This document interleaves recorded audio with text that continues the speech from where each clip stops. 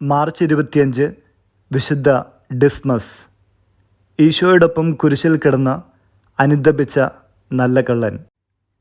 സഭാ പാരമ്പര്യമനുസരിച്ച് മാർച്ച് 25 മംഗലവാർത്ത തിരുനാൾ ദിനമാണ്. എന്നാൽ വലിയ നോമ്പിനോടനുബന്ധിച്ച് ഞായറാഴ്ച കടമുള്ള ദിവസമാകിയാൽ ഏപ്രിൽ 8 മംഗലവാർത്ത തിരുനാളിൻ്റെ ആഘോഷങ്ങൾ മാറ്റിവെച്ചിരിക്കുന്നു. ദൈവമനുഷ്യൻ്റെ സ്നേഹഗീതയിലെ 264 അധ്യായം കുരിശിൽ തറയ്ക്കുന്നു. അതിൽ നിന്നുള്ള പ്രസക്ത ഭാഗങ്ങൾ മാത്രമാണ് ഇവിടെ പങ്കുവെക്കുന്നത്.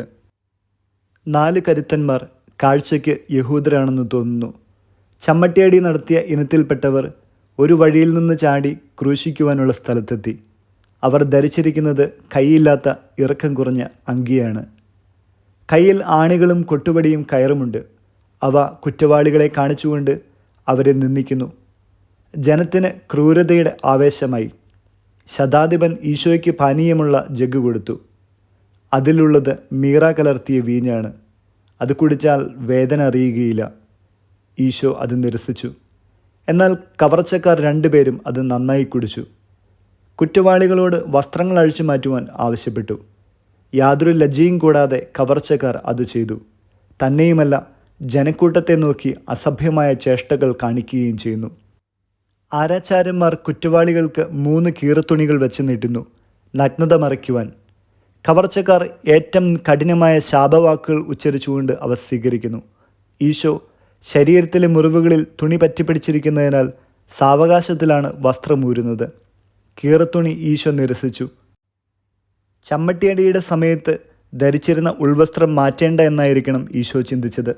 എന്നാൽ അതും മാറ്റണമെന്ന് ആരാച്ചാര്യന്മാർ ആവശ്യപ്പെട്ടപ്പോൾ ഈശോ കീറത്തുണിക്കായി കൈനീട്ടി. ഈശോ ശരിക്കും ഇല്ലായ്മയാക്കപ്പെട്ടിരിക്കുന്ന സമയം. കുറ്റവാളികളുടെ കീറത്തുണിക്കായി ചോദിക്കേണ്ടി വന്നിരിക്കുന്നു. എന്നാൽ മേരി ഇതെല്ലാം ശ്രദ്ധിക്കുന്നുണ്ടായിരുന്നു. ശിരസിൽ ധരിച്ചിരുന്ന നീളമുള്ള വെള്ളവസ്ത്രം മേലങ്കി മാറ്റാതെ തന്നെ അഴിച്ചെടുത്ത് അത് ലോങ്കിനൂസിൻ്റെ കയ്യിൽ കൊടുക്കുവാൻ ജോണിനെ ഏൽപ്പിച്ചു. ശതാധിപൻ എതിർപ്പ് കൂടാതെ അത് സ്വീകരിച്ചു. ആളുകളില്ലാത്ത വശത്തേക്ക് തിരിഞ്ഞു നിന്ന ഈശോയ്ക്ക് കൊടുത്തു. ഈശോയ്ക്കത് മനസ്സിലായി. അമ്മയുടെ ശിരോവസ്ത്രം. കണ്ണീരിൽ കുതിർന്ന ശിരോവസ്ത്രം അരയിൽ പല പ്രാവശ്യം ചുറ്റിയുറപ്പിച്ചു. ഈശോയുടെ പുറത്ത് ചമ്മട്ടിയടികളുടെ ഫലമായുള്ള ആഴമായുള്ള മുറിവുകളും ചതവുകളും രക്തം പിടിച്ച് കറുത്തിരിക്കുന്ന അടയാളങ്ങളും കാണാം. ഇതുവരെ കണ്ണുനീര് കൊണ്ട് നനഞ്ഞ ആ തുണിയിൽ രക്തം വാർന്നു വീണു തുടങ്ങി. കാരണം രക്തം കട്ടയായി അടഞ്ഞിരുന്ന പല മുറിവുകളും വസ്ത്രം മാറ്റിയപ്പോൾ തുറക്കുകയായി. ഈശോ ഇപ്പോൾ ജനങ്ങളുടെ നേരെ തിരിഞ്ഞു. ഈശോയുടെ നെഞ്ചും കൈകളും കാലുകളുമെല്ലാം ചമ്മട്ടിയടിയുടെ മുറിവുകൾ ഏറ്റിരിക്കുന്നതായി കാണാം. കള്ളന്മാരെ കുരിശിൽ കെട്ടുകയും അവരുടെ സ്ഥാനത്തേക്ക് ചുമന്നുകൊണ്ടു പോവുകയും ചെയ്തു. ഒരാളെ ഈശോയുടെ സ്ഥാനത്തിന് വലതുവശത്തും മറ്റേയാളെ ഇടതുവശത്തും. അവർ കൂവുന്നു, ആണയിട്ട് ശപിക്കുന്നു. നിയമത്തെയും ദൈവത്തെയും റോമാക്കാരെയും യഹൂദരെയും നാരകീയമായ വിധത്തിൽ ശപിക്കുന്നു. ഇനി ഈശോയുടെ ഊഴമാണ്. ശാന്തനായി ഈശോ കുരിശിൽ കിടക്കുന്നു. കള്ളന്മാർ 2 പേരും ശക്തമായി എതിർക്കുകയും തൊഴിക്കുകയും ചെയ്തതിനാൽ ആരാച്ചാരന്മാർ 4 പേർക്കും കൂടി അവരെ കീഴ്പ്പെടുത്തുവാൻ കഴിഞ്ഞില്ല. അവർ പടയാളികളെ സഹായത്തിന് വിളിച്ചു. എന്നാൽ ഈശോയ്ക്ക് വേണ്ടി ആരെയും വിളിക്കേണ്ട. ഈശോ കുരിശിൽ കിടന്നു. തല എവിടെ വെക്കണമെന്ന് പറഞ്ഞുവോ അവിടെ വെച്ചു. അവർ പറഞ്ഞതനുസരിച്ചു. കാലുകളും കൈകളും നിവർത്തി കൊടുത്തു. തുണി മാറിപ്പോകാതിരിക്കാൻ മാത്രം ഈശോ ശ്രദ്ധിച്ചു. നീളമുള്ള ഒതുങ്ങിയ വെളുത്ത ശരീരം കറുത്ത തടിയുടെയും മഞ്ഞ മണ്ണിൻ്റെയും മുകളിൽ എടുത്തു കാണുന്നു. കുരിശ് അവർ സമനിരപ്പല്ലാത്ത നിലത്തുകൂടെ വലിച്ചിഴച്ചുകൊണ്ട് അത് നാട്ടുവാനുള്ള കുഴിയിലേക്ക് കൊണ്ടുപോകുന്നു. പിന്നെ കുരിശ് ഉയർത്തുകയാണ്. 2 പ്രാവശ്യം കുരിശ് അവരുടെ കയ്യിൽ നിന്ന് വഴുതി താഴെ വീണു.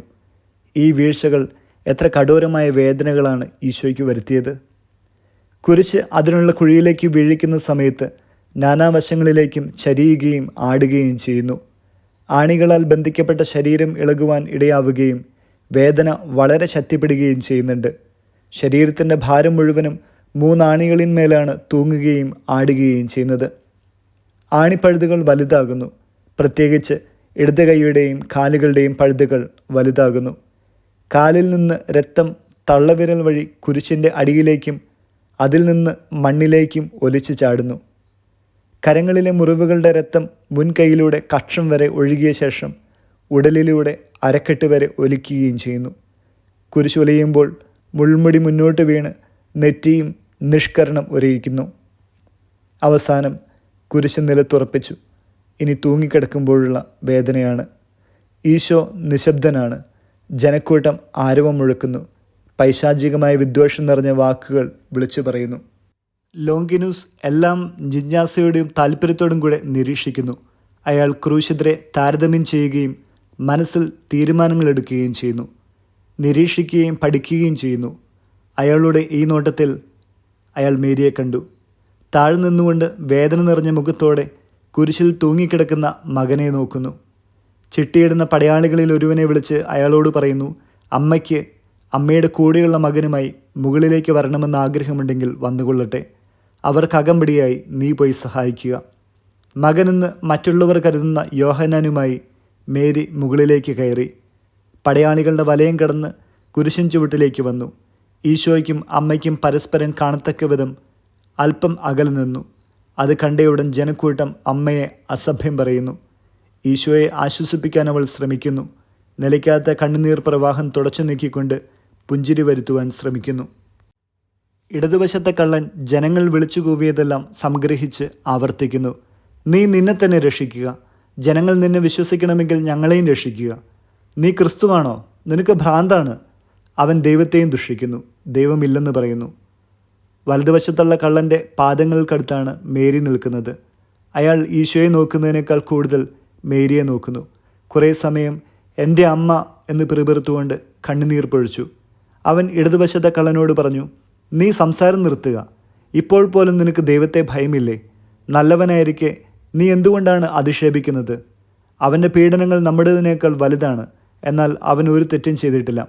പക്ഷേ ഇടതുവശത്തെ കള്ളൻ ശാപവർഷം തുടരുകയാണ്. ഈശോ ഒന്നും പറയുന്നില്ല. യഹൂദന്മാർ തുറസായ സ്ഥലത്ത് നിന്നും തുരത്തപ്പെട്ടെങ്കിലും അധിക്ഷേപം നിർത്തുന്നില്ല. അവർ പറയുന്നതെല്ലാം അനുതാപമില്ലാത്ത കള്ളൻ ആവർത്തിച്ച് പറയുന്നു. മറ്റവൻ കൂടുതൽ കൂടുതൽ സഹാനുഭൂതിയോടെ അമ്മയെ നോക്കുന്നു. ശക്തിയായ ഭാഷയിൽ കൂട്ടുകാരനെ ശാസിക്കുന്നു. അയാൾ പറയുന്നു, ഞാൻ വരുത്തിയ പാപം കൊണ്ട് എൻ്റെ അമ്മയെ ഞാൻ കൊല്ലുകയായിരുന്നു. ആരെൻ്റെ പാപം പൊറുക്കും?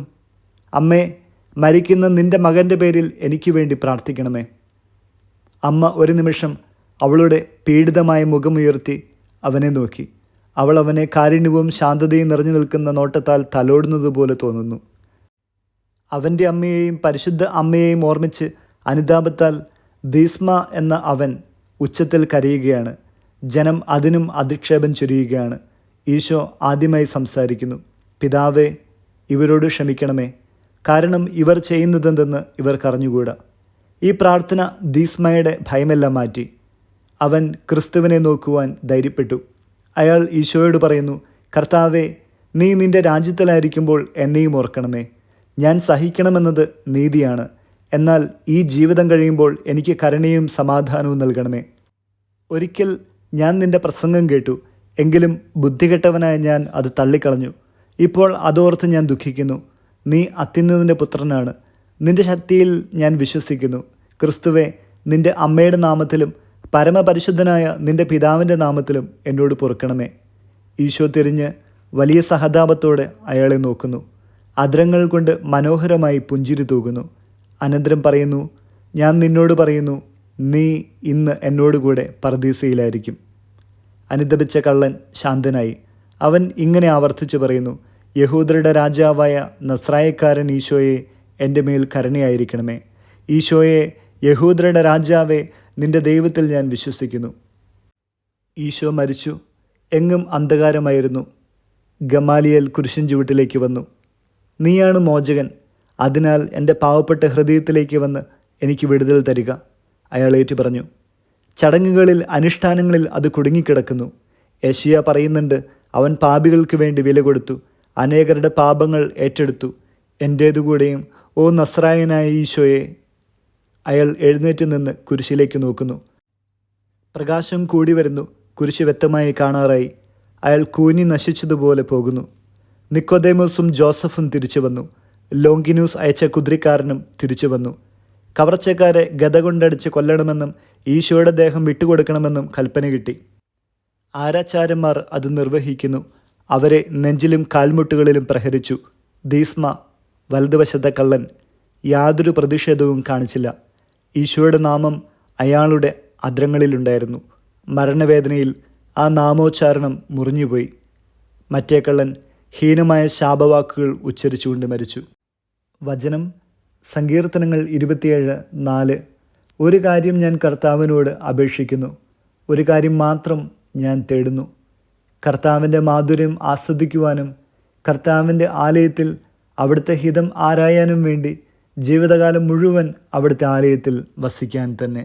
വിചിന്തനം: നല്ല കള്ളനായ ഡിസ്മസ് സ്വർഗത്തിന് അവകാശിയായി തീരുവാൻ കാരണമായത് അവൻ്റെ പാപത്തെക്കുറിച്ചുള്ള ബോധ്യവും കുരിശിൽ കിടക്കുമ്പോൾ അവസാന നിമിഷം ദൈവത്തോട് അവൻ മാപ്പിരുന്നതുമാണ്.